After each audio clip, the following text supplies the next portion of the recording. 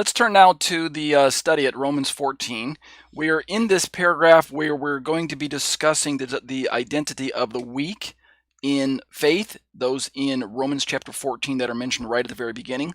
Last week we took a quote from Dr. Moo, let's see, his name is Douglas J. Moo, and he's an esteemed author and professor of theology in Christian circles, and he's no small voice when it comes to conveying the thoughts of traditional Christianity. He's very well respected, very intelligent. However, he represents what I consider to be basically the traditional Christian perspective of who the weak are in this particular passage. And we looked at that last week, and he says it right. Let's see. He says it right here. The weak were those mainly Jewish Christians who could not bring themselves to abandon the requirements of the law they had observed all their lives. They could not, as Christians, simply ignore the food laws, Sabbath observance, and so on. The strong, by contrast, felt no need to observe these laws. So this is the traditional perspective of the identity of who the weak are in Romans chapter 14. And the reason it bears relevance for us today is because, obviously, if the weak are Christians who are still holding on to Torah, and if Paul is admonishing the weak to actually grow in their strength, there's kind of the unspoken understanding in this passage that the weak should grow up and matriculate and let their faith grow, then we have essentially Paul admonishing everyone in this passage to come to the place where they are strong in their faith, which would resemble an absence of what we're describing as requirements of the law or food law, Sabbath laws. In other words, it would seem to be that Paul, being one of the strong, even though he's a Jewish Christian, has nevertheless also abandoned his connection to requirements of the law. Paul himself no longer felt this compunction to obey the Sabbath and keep kosher and things like that. And since he is one of the strong, he can also admonish the other strong to continue in this type of lifestyle, and then also to kind of put up with the failings of the weak as they work their way from that position of being weak and connected to the law, as they kind of grow in their faith over the weeks and months and years as they're members of the congregation, to a place where they too can feel free to worship however they wish, not feeling restricted by the boundaries of the Mosaic law and things like that. All right, so having said all that, let's turn now to a difference of opinion. Let's look at defining the weak in faith from a Messianic perspective. What I mean by that is, let's bring to the table of this discussion a perspective or an interpretation that does not actually agree with the traditional Christian perspective. And this will begin to move us into the perspective that I myself personally hold. But let's first look at the perspective from Dr. David Stern, which is a very popular perspective because it's readily available in not only your complete Jewish Bible, study Bibles, or your Jewish New Testament commentaries that many Messianic Jews and Gentiles own, but it's also available anywhere on the internet and things like that. So Dr. Stern is a Messianic Jew, and it's no secret that as a Christian, as a Messianic Jew, he holds to a position that for the most part is pro-Torah. It's Torah positive. His lifestyle is reflective of a believer in Messiah who still holds a pro-Torah perspective. He believes that the Torah is still relevant for us as Christians, particularly Jewish Christians, and also to some degree available and relevant to Christian Gentiles. So let's read what Stern has to say. Starting right here in this particular paragraph, we'll work our way down through this one and probably this one and these two, right? We'll read this paragraph and then we'll read Stern's sentiments, and then we'll probably stop for tonight. All right, we're starting right here. As with Lloyd Jones, I'm going to reserve agreeing with Moo, as it seems to simply share the popular views on a Christian relationship to the law and its supposed freedom from having any obligation to keeping those ceremonial aspects of it for Gentile Christians, a view that, in my estimation, finds no sustainable support from the Tanakh, the Apostolic Scriptures, or the Bible as a whole. So understand what I'm trying to say right up front. I respect Dr. Moo. I respect Professor Moo. I respect his opinion as a traditional Christian. But as a Messianic Jew who has studied the Bible as a Jew, as someone who embraces Messiah, I don't find an interpretation which leads to an application that teaches that the law is done away with and it's no longer relevant for Gentile Christians, and this would include Jewish Christians. I don't find this position that the law is done away with and that we no longer need to keep it as a church or as Christians. I don't find this view being taught either in the Tanakh, which would be Israel's scriptures in Paul's day, or the apostolic scriptures which were being written in Paul's day, or what we would today call the Bible as a whole. Understand my position there. Let's continue. Thus, having just represented two mainstream Christian perspectives, let us examine a few of the opposing opinions that usually come from the Messianic side of this mini debate. Messianic Jewish author David H. Stern takes pointed differences with the historic Christian assertion that the weak were Messianic Jews still clinging to their heritage religion after coming to faith in Messiah Yeshua.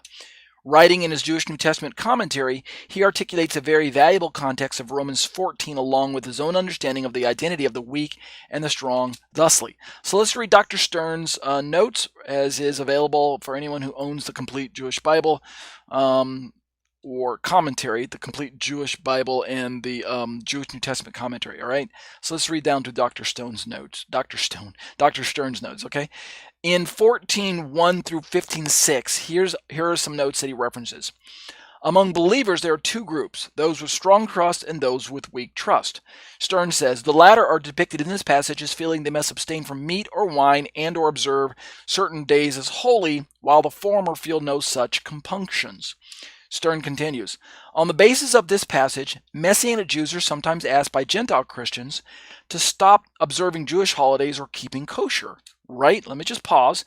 This is the traditional sentiment of many in the Christian church who, upon encountering a Messianic Jew such as myself, who continues to keep the Torah, which would include special days like Sabbath, festivals, and keeping kosher, they typically want to inform me that why would you want to keep doing that stuff when all of that's been either done away with in Messiah, it's been relaxed in Messiah, it's been fulfilled by Jesus, we're no longer under the law, we're under grace, the Torah ran its course, it was added until, like we read in the book of Galatians and things like that. So the law has come to an end, like we read Romans chapter 10. Jesus brought the law to an end, things like that. So they really are trying to inform me in all love, in all respect, and in all consideration for my well-being. They typically try to let me know that this is something that I don't need to do anymore. Or we Messianic Jews are criticized as having weak faith if we adhere to Jewish practices. I put first person there, but Stern says they. He goes on to say, starting right here, but the specifics of the passage are clearly in a Gentile cultural and religious context, not a Jewish one. Stern says that it does not teach that following Jewish practices is a sign of weak faith. So there's his first challenge to the traditional Christian perspective that keeping the Torah is a sign of weak faith. Notice that this is the traditional Christian perspective, that keeping amounts of Torah such as special days and food laws equals a sign that your faith is weak, whether you be Jewish or Gentile. But according to the traditional Christian understanding of Paul's writing in Romans 14, the weakness of your faith is characterized by a continued reliance upon Torah obedience. But Stern challenges that perspective as a Messianic Jew. He says it doesn't teach that following Jewish practice is a sign of weak faith. Rather, he says, it exhorts, speaking of the passage, it exhorts believers, Jewish or Gentile, whose trust is strong, not to look down on those whose trust they consider weak, precisely the opposite of the behavior described. So Stern is focusing on the idea of the judgmental attitude that the strong and the weak might have towards one another based on their personal opinions to rather either keep Torah or to not keep Torah, something to that effect. All right, so here's what Stern has to say. Who does he say the weak are? Well, let's just read it. The weak are believers. Now let me stop.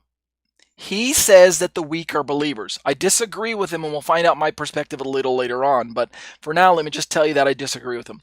The weak are believers, either Jewish or Gentile, who have not yet grown sufficiently in their faith to have given up attachment to various ascetic practices and calendar observances.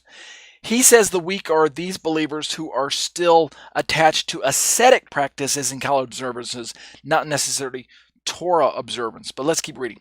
Their tie to these activities, however, is not supported by a rational, though mistaken identity, as with the legalists, either Jewish or Gentile or Jewish believers, either Judaizers or others, some other stripe, or who believe they earn a righteous status before God by their works. Rather, speaking of the weak believers, it is irrational and emotional, linked to psychological needs, social pressure, or superstition, or it may simply be a matter of habit. He's still describing the weak believers.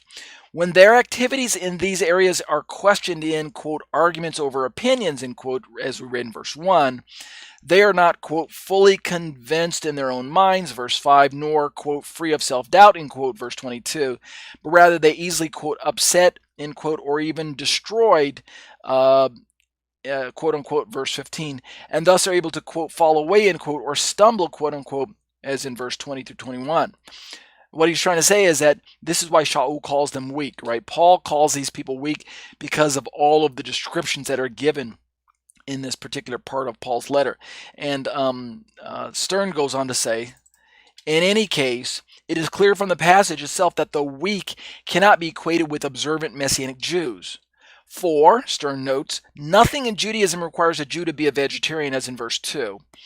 And it is argued that kosher food might not have been available, which would force a Messianic Jew to turn to a form of vegetarianism. That would be true. But Stern notes that Rome had a large Jewish colony, read Acts 28:17. Even though the Jews had been exiled from Rome, they had been returning to Rome in numbers, so much so that they could be considered, even though they were a minority, they were still considered an important part of the communities that Paul would have written to and recognized. Stern goes on to say, it is unthinkable that it would have not had that Rome would not have had a shochet, which is a ritual slaughterer. It is argued that the shochet might have been unwilling to sell to Messianic Jews. Again, another pushback to Stern's position. But Stern notices that, or maintains that this is a gratuitous assumption for which there is no evidence, and the willingness of the Jewish leaders of Rome to come and listen to sha'ul, per Acts 28:17 and following, argues against it, right? So what Stern is simply trying to recognize is that throughout the letters that we read from Paul, particularly as we correlate the information in Paul's letters with what we can read about in the book of Acts, we find that the communities that Paul visited, to include Rome, would have had large enough Jewish presences and large enough Jewish colonies that it was not that there was a lack of Jewish authorities where Jewish people would have been able to have access to resources such as kosher food and things like that. That's all he's trying to highlight. He closes by saying, also, nothing in Judaism requires a Jew to refrain from wine, as in verse 21. The only exceptions are Nazarites during the period of their vow and Kohanim on duty. On the contrary, wine drinking is so much a part of Jewish ritual that it has lent an aura of sanctity, which is, at least until recently, made alcoholism very uncommon among Jews. All right, and he closes by saying, for these many reasons, we conclude that the weak, in Romans 14 here, this is Stern's opinion, cannot be Messianic Jews who are, quote, not yet free from the law, end quote. Now again, I agree with his overall assessment that the weak cannot be Messianic Jews, but I disagree with his assessment that the weak must be believers.